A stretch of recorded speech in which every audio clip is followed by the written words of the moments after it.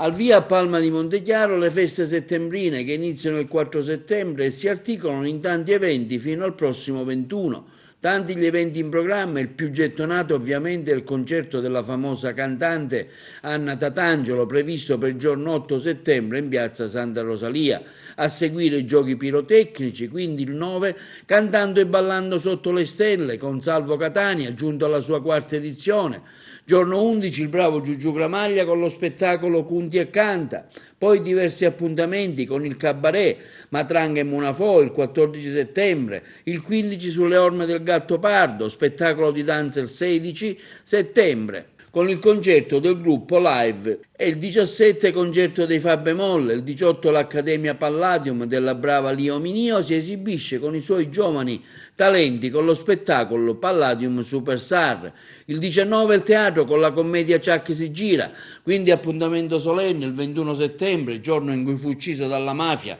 il giudice Rosario Livatino, e si ricorda anche Giovanni Fazio in piazza Giulio Tommasi con un concerto per voce, soprano, sassofono e pianoforte con il Lyric Trio. Allora, quest'anno cominceremo la nostra festa il giorno 4 settembre, cioè dopodomani, mercoledì, con la prima serata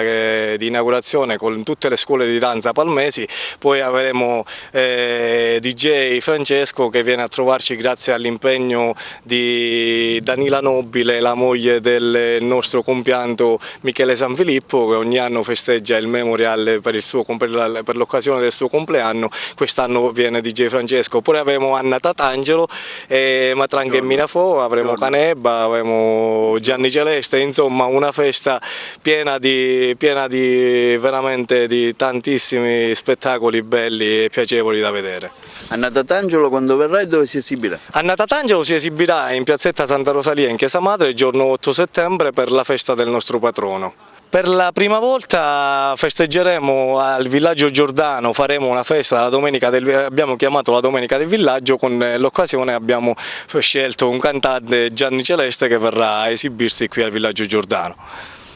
Altri luoghi dove si svolgerà l'evento? La festa verrà fatta tutta in piazzetta Santa Rosalia, alla scalinata della Chiesa Madre, così da dare lustro alla nostra nuova piazza che abbiamo rinnovato mesi fa.